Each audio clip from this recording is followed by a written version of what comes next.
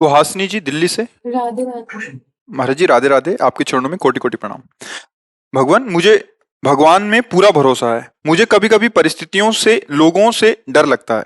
लोगों की बोली हुई बातों को मैं अपने मन में से निकाल नहीं पाती। इस वजह से मन में विचारों की एक चैन सी बनी रहती है, जिसके कारण मन बहुत घबराता है और बहुत दुख पाता है। तो मैं इस अवस्था में हाँ, कैसे विजय इसमें प्राप्त क्या करूं? है कि विवेक की कमी है। जो ये मन हमें बांधता है ना, ये कल्पनात्मक भी बांध सकता है, बिना किसी व्यक्ति वस्तु स्थान के भी। ये बिना किसी के भी ये भय की रचना कर सकता है अंदर ही अंदर। ये बिना किसी बात के भी बात रचना कर सकता। अगर ऐसा हो गया तो फिर तो जीना मुश्किल हो जाएगा। फिर क्या वो, मतलब आपको ऐसे विषाद में पैदा कर देगा जहां कोई अवसर नहीं विषाद का, वहां भी विषाद करा देगा, क्योंकि विवेक नहीं है। अगर विवेक है तो फट से काट देगा। जहां वो चैन बनाना चाहेगा ना, फट से काट देगा। अगर ऐसा होगा तो भगवान है ना, वो रक्षा करेंगे। अगर ये नष्ट हो गया तो दूसरी व्यवस्था करेंगे। अनंत ब्रह्मांडों की रक्षा करते हैं, हमारे सर्व समर्थ भगवान है, वो तुरंत काट लेगा।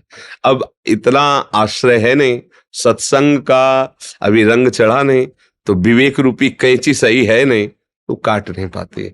अगर विवेक एक क्षण में कट जाएगा। कोई कोई घंटा में काट पाता है, कोई दिन में, कोई जीवन भर बनाए रखता है। ये वही आदमी है जिसने मुझे गाली दिया था, जीवन भर बनाए रखता है, और कोई एक सेकंड में काट दिया। ना ना, इसका कोई दोष नहीं है। मेरे किसी अवगुणों का सुधार करने के लिए, पाप का नाश करने के लिए भगवान इसे प्रेरित करके गालियां दिया रहे हैं। मंगल भवन है जो कर रहे हैं, अच्छा है प्रभु, बस निकल। विवेक ने क्या किया?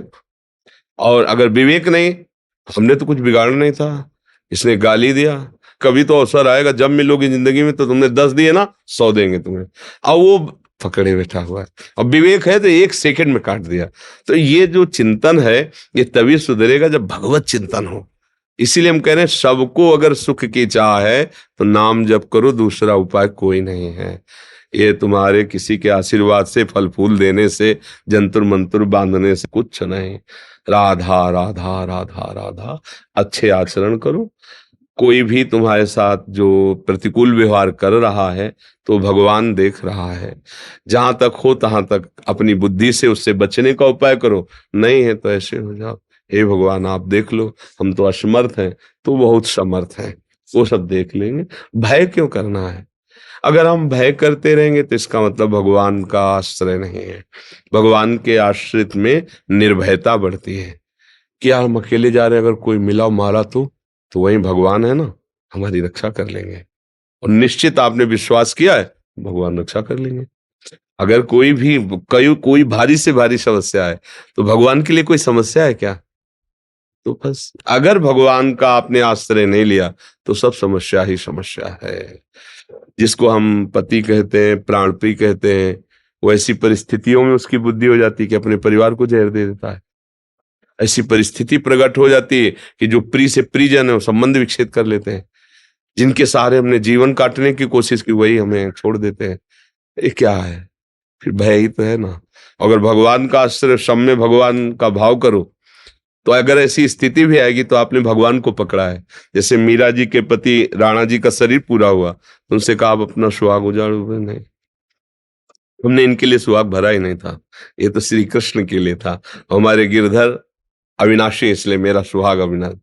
बस तो कोई, अब बिना भगवान के आश्रय, मेरी जो हृदय की बात और संतों की बात और शास्त्रों की बात, बिना भगवान के किसी को स्वप्न में भी सुख नहीं मिल सकता, पक्का समझ लो।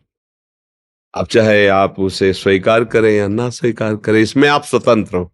भगवान ने भी आपको स्वतंत्र इस विषय में किया है। अगर आप स्वीकार करो तो ठीक है, ना स्वीकार करो तो दूसरा विभाग है, वो तो स्वीकार करना ही होगा। अधर्म आचरण करोगे, उसका दंड मिलेगा आपको। यहाँ से लोक परलोक सब मिले, वो तो स्वीकार करने की जरूरत नहीं, तो मिलेगा ही। अगर इधर स्वीकार कर लिया तो वो नष्ट हो जाएगा और तुम्हें आनंद की प्राप्ति होगी। बस ये बात समझना है।